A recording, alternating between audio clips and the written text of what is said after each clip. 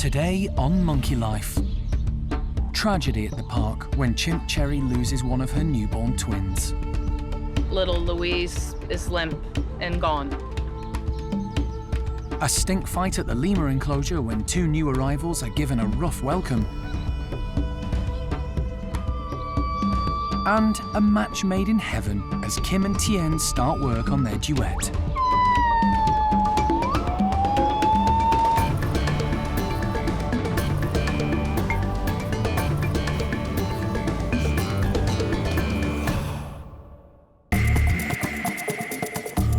Monkey World in Dorset, set deep in the English countryside, is the largest sanctuary of its kind on the planet. For more than 25 years, the team, led by Dr. Alison Cronin, has rescued and rehabilitated abused and unwanted primates from all over the world. You take a look at her and she's an old dear. The park now provides a home for more than 240 monkeys and apes from 20 different species. Its aim is to give them a safe and happy life in as natural environment as possible.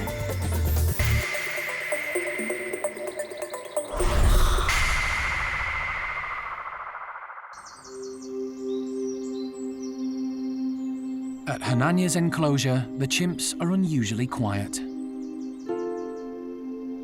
Baby Louise, one of Cherri's newborn twins, has died. We've had a bit of a tragedy. Came in and first thing this morning, little Louise is limp and gone. But Cherri is still clinging on to her little daughter. Doting Simon hasn't left her side.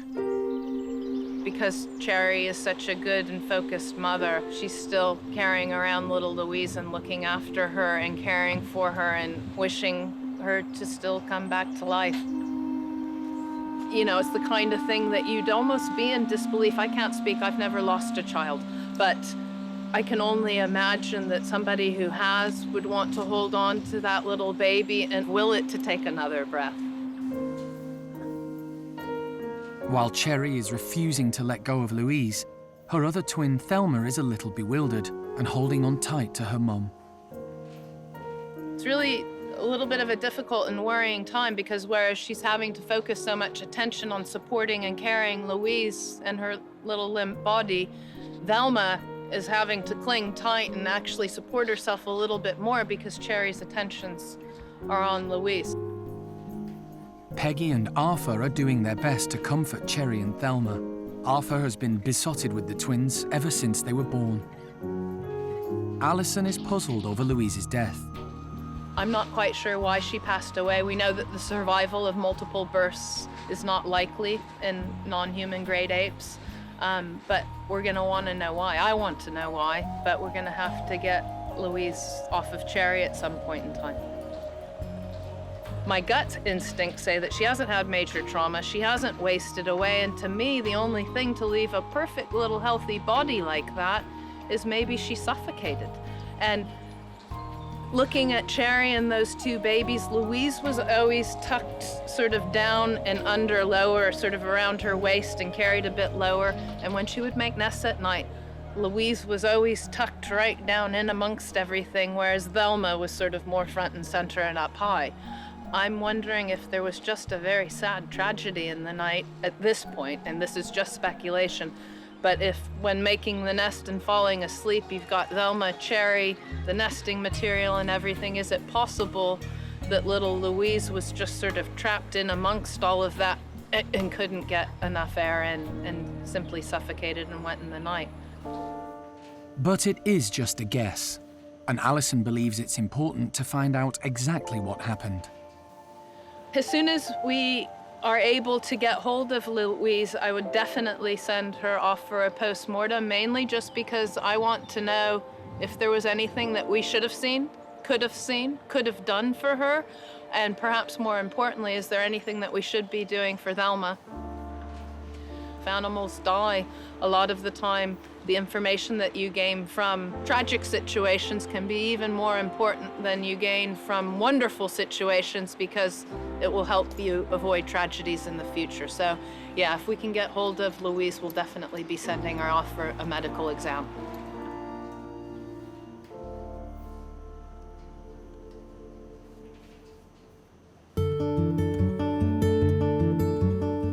Away from Hananya's enclosure, spirits are much brighter. It's been several weeks now since golden-cheeked Gibbons, Tien and Kim were paired up, and it seems to be a love story in the making.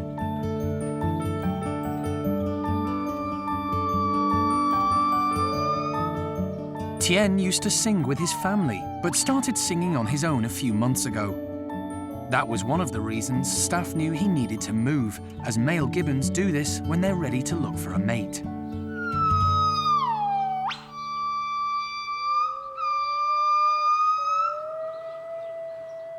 But now Kim has started to sing with him. This is a great sign that the two of them have hit it off.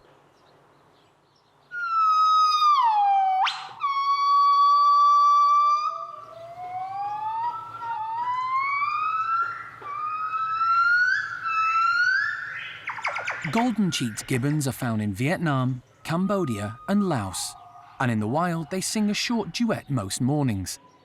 This is to mark their territory and also to show their social status. The male and female have their own different parts of the duet to sing, but it takes a lot of practice to get it right.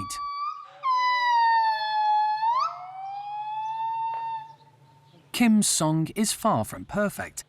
She hasn't got the hang of the big, high, strong notes yet. But she is hitting the smaller notes, and generally they're in the right place and at the right time.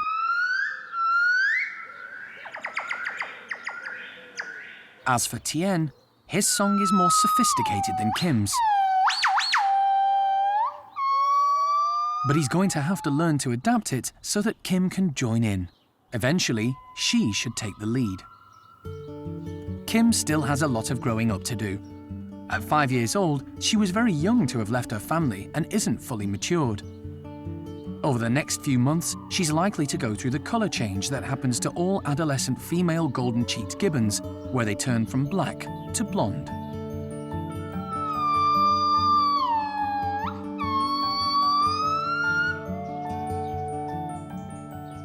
They may not be the most tuneful of gibbons yet, but Kim and Tien certainly seem to have got off on the right note.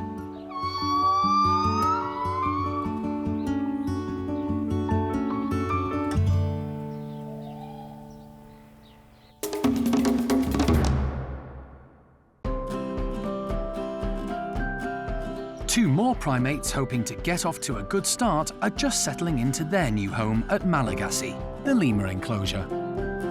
Twins Friedrich and Kurt arrived in Dorset last night. They were living at a zoo in Austria. But they've grown up and it's time for them to leave their family group. So Monkey World has offered to take them in. But lemurs aren't known for being particularly friendly to newcomers. So they're going to have to work hard to be accepted by the rest of the ringtails here. The two brothers were up at the crack of dawn, eager to have a look outside and spot their new housemates.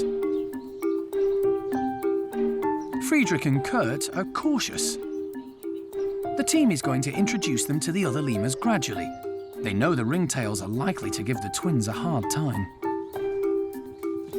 Normally, the lemurs are allowed to roam freely around their large outdoor enclosure, but it's been decided to contain them for this introduction, just to be on the safe side. Himal, one of the youngest lemurs at the park, and Houdini, who is known for having a gentle temperament, are waiting to meet the boys who stick together nervously. Houdini heads straight for them, but they sense he's not about to make them feel welcome. Houdini rubs his wrists on his tail and then proceeds to flick it at them. It's a stink fight, and the brothers are not impressed. Himal sits on the sidelines, watching his friend Houdini load up again. Lemurs have scent glands on their wrists, which produce an odour. In the wild, this technique is used to resolve things like territory disputes and squabbles over food. Houdini is only a mid-ranker in the group, and he normally gets on with everyone. But he seems determined to put the twins in their place.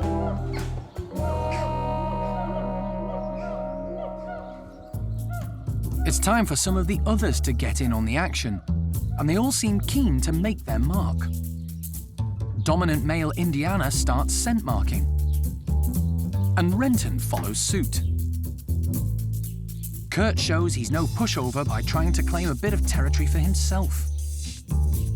But the lemur Kurt and Friedrich really need to win over is leader Fennel. Females are in charge in ringtail society, and she can protect them if she's on side. The brothers decide the best way to impress her is by throwing her some stink.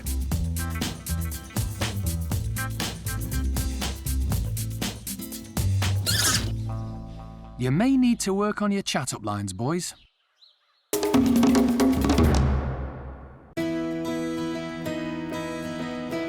There's excitement at Oaska's woolly monkey house. Xingu is pregnant. These South American primates are highly endangered in the wild and extremely difficult to breed in captivity. So this is great news, especially as Oaska is the father.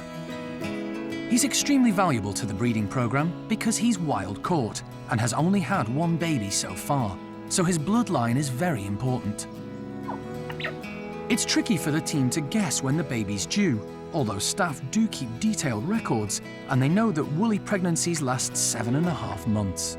Well, when we look at Xingu's chart, which is just here, Xingu was seen mating around about March time. So when we're looking at it now, it means that she's probably only got another few weeks to go. This isn't the first baby for Xingu. She has had one before, but sadly she lost it early on as a result of a bacterial infection. Xingu's baby, unfortunately, did pass away at about 9 days old. Fingers crossed it's all going to go well this time. All we can do really is make sure that Xingu is as healthy as possible. Despite the tragedy, Xingu did show great maternal instincts, so the staff are very hopeful. Xingu's going to be a fantastic mum. I can't wait to see her with a baby again. She's so attentive, she's so proud of her baby as well. The last time when she'd given birth, she sat at the window of the house and waited for us to come in and see her, and she showed the baby off to us, and we were just so proud of it, but very, very protective of it. So she was a brilliant mum. Xingu has learned a lot from her mother Urema about how to rear babies. Urema is now the dominant female in Chippy's group and still has 2 children to look after, 2-year-old Ava and 4-year-old Enzo. Although Chippy is the boss in his group, it's Urema who rules the roost. Fruit makes up a large part of a woolly monkey's diet, and today they've been given a special treat of grapes on the vine. But they're having to work for them. Paolo is now 6 years old and very confident. He has no problem getting to the grapes, but suddenly develops butterfingers. Bronco, who's a boisterous young male, has chosen a basket further down and goes off to enjoy his reward in peace, leaving Chippy to nip in and feast on the leftovers. Bronco doesn't seem to mind. There's plenty for everyone. Chippy is using his prehensile tail, which acts as a 5th limb, to get to the goodies. And young Enzo is copying him. But he hasn't quite mastered the art and gets himself tied up in knots.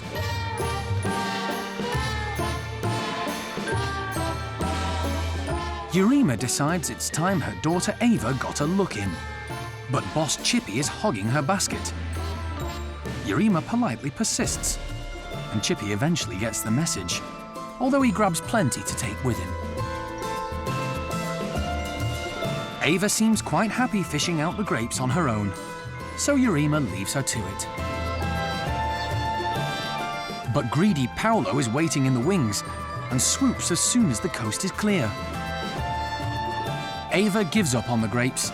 She's decided there's an easier way to get food. So while the others are still munching on their grapes, she hunts out her mum again, whom she's still feeding from. Xingu has all this to look forward to.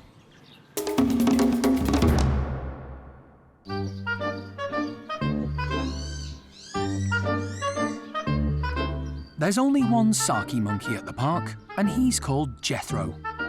The team don't want any of the residents to live alone, so have tried to introduce him to several different primates since he arrived 2 years ago. Recently, he's been living with cotton-top tamarin Uncas, who was also on his own, having lost his partner Alice. And, for a while, the unlikely pair did live quite harmoniously. But they've had a squabble, so they've been split up. Jethro is now living with the squirrel monkeys, who he's lived with before. And that seems to be going quite well. He doesn't interact with them very much, but seems to enjoy their company. He also loves their big enclosure, where he can potter around and sunbathe to his heart's content. As for Uncas, well, he's about to have a new playmate. The staff are making a few modifications to the house as an elderly male cotton-top who has recently lost his mate is due to arrive any time. We don't know exactly what his mobility's like, but it could be that it's not that great. So we just want to put enough in so that we know that he can get around well enough. Obviously, he's going to be a bit unsure. It's a new room and new people as well. So we just want to try and make him as comfortable as possible. And if he arrives and he's moving around really well, we can always take some of it out. And also, if he seems to be struggling still, we can add more in. So it's just to try and help him out, really. Uncas and his previous partner Alice were named after characters out of the historical novel, The Last of the Mohicans. As Uncas's new friend doesn't have a name, the team have decided to continue that theme, calling him Hawkeye. Hawkeye seems quite nimble for his 18 years and is moving around the house well. So it's time for him to meet Uncas.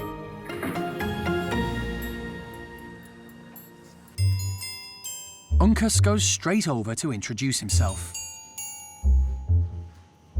The two are clearly intrigued by each other, but are keeping their distance.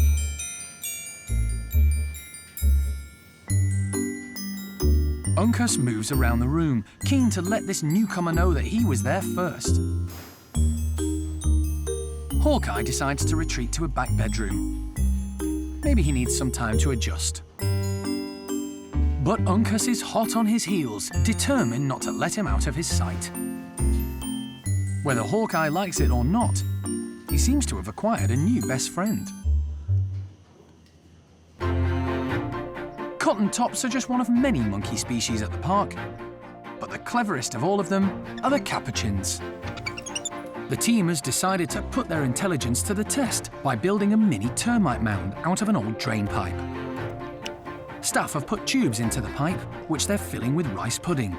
The monkeys will have to work out how to get it. If they're crafty enough, these sticks of bamboo should help.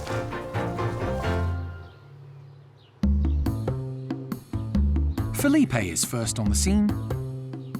He's a high ranker.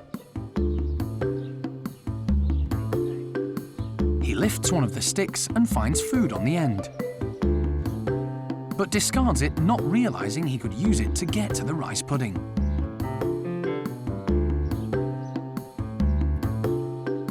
A crowd is now beginning to gather, and young Fabian is next to investigate.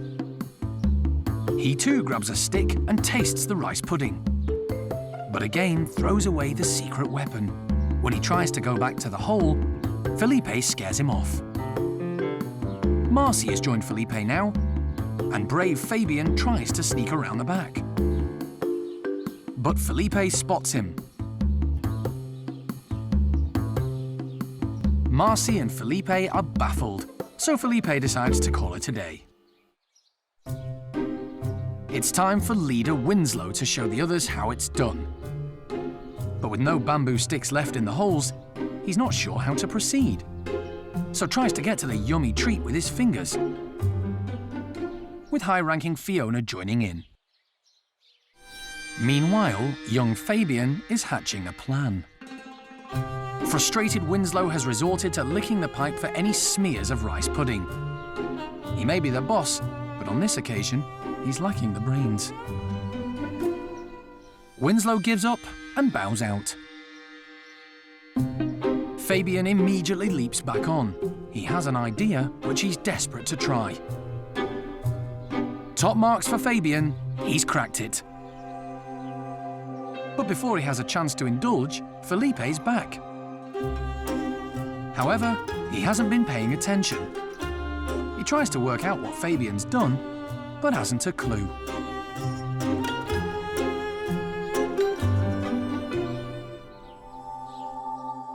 All eyes are on him. It's all a bit embarrassing for the cocky Capuchin. He has to admit defeat. Fabian may not be very high in the pecking order, but he's managed to outwit all his compatriots.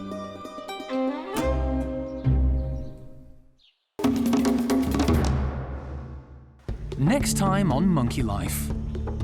A special trip to Vietnam for Alison to release 2 more golden-cheeked gibbons back into the wild. We're just a short trek now away from the release site. So far, so good, and they're looking good. But there's trouble when a rival male appears on the scene.